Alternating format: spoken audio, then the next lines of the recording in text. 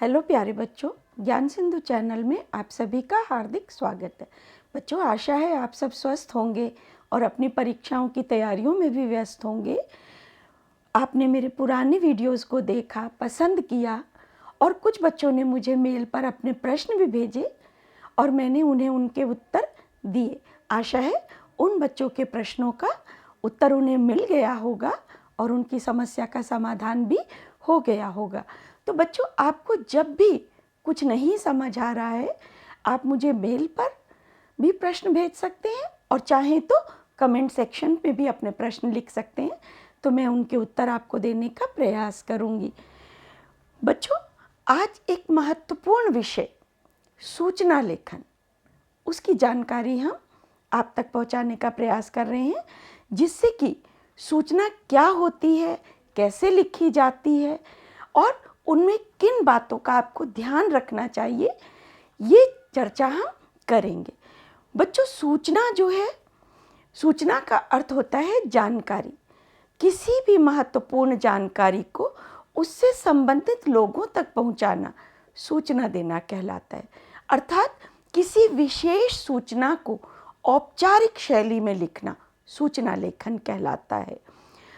हम सूचना कहाँ कहाँ देखते हैं, सूचना कहाँ लिखी जाती है?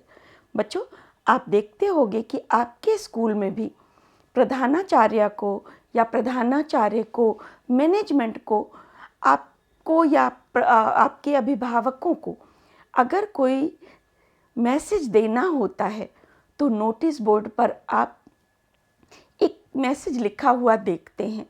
उस मैसेज को ही सूचना या नोटिस कहा जाता है। आप हर कॉलेज, हर स्कूल में आप ये देख सकते हैं। इसके अलावा आप हर कार्यालय में, रेलवे स्टेशन में, बैंक में, जहाँ भी है, आप हर जगह इस तरह के सूचना या नोटिस देख पाते हैं, जो कि हर एक ऑफिस के बाहर नोटिस बोर्ड पर लगे हुए होते हैं। तो बेटा, आज हम 10 महत्वपूर्ण बिंदुओं के द्वारा सूचना लेखन सीखेंगे। 10 वो महत्वपूर्ण बिंदु कौन से हैं जिन्हें लिखकर आप सूचना लेखन में अच्छे अंक प्राप्त कर सकते हैं। तो इसके लिए आप अंत तक वीडियो को देखें ताकि कोई भी महत्वपूर्ण बिंदु आपसे छूटने ना पाए। आइए बच्चों, उन 10 महत्वपूर्ण बिंदुओं पर चर्चा करते हैं। सबसे पहला बिंदु है कि सूचना लेखन जिस विद्यालय, कार्यालय या संस्था की ओर से लिखी जानी है, वो उसके आधिकारिक पत्र अर्थात लेटर हेड पर ही लिखी जाती है। अगला बिंदु है, यदि सूचना खाली कागज पर लिखनी हो तो उसमें सबसे ऊपर कार्यालय, समूह या संस्था का नाम मोटे अक्षरों में पृष्ठ की ऊपरी पंक्ति में बीचों बीच लिखा जाता है। अगला बिंदु है, इसके नीचे सूचना को एक आकर्षक शीर्षक दिया जाता है। मान लीजिए आपके विद्यालय में किसी नाटक का आयोजन किया जा रहा है, तो उसके लिए आकर्षक शीर्षक क्या होगा? नाटक का मंचन। इसके पश्चात अगला बिंदु है, बाईं ओर सूचना लेखन की दिनांक दी जाती है। अगला बिंदु है, सूचना एक अनुच्छेद में ही लिखी जाती है, एक से अधिक अनुच्छेद नहीं लिखे जाते हैं। कम से कम शब्दों में सटीक जानकारी दी जाती है।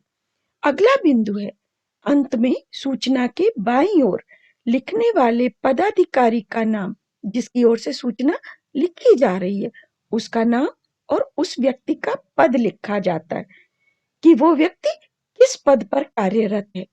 इसमें लिखने वाले के हस्ताक्षर भी होते हैं। अगला बिंदु है, सूचना बिना किसी संबोधन तथा अभिवादन के होती है। हम सूचना किसी को संबोधित करके नहीं लिखते हैं, किसी को प्रणाम वगैरह नहीं लिखते हैं। अगला बिंदु है, सूचना सदैव अन्य पुरुष में लिखी जाती है। सर्वनाम व नामों का प्रयोग लेखक अथवा प्राप्तकर्ता के लिए नहीं किया जाता है। हमेशा सूचना का आरंभ आप सभी को सूचित किया जाता है या सर्वसाधारण को सूचित किया जाता है।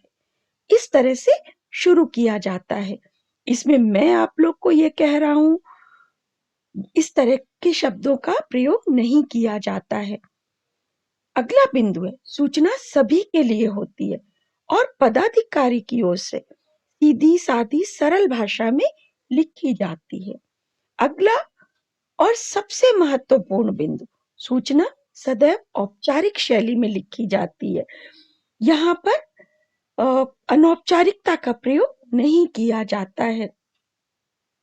बच्चों, जैसे कि आप इस उदाहरण में देख रहे हैं कि सूचना कैसे लिखी जाती है, तो फॉर्मेट या प्रारूप आप देख लीजिए और जैसे भी प्रश्न आपको आता है उसके अनुसार आप अपना सूचना लेखन का कार्य करेंगे।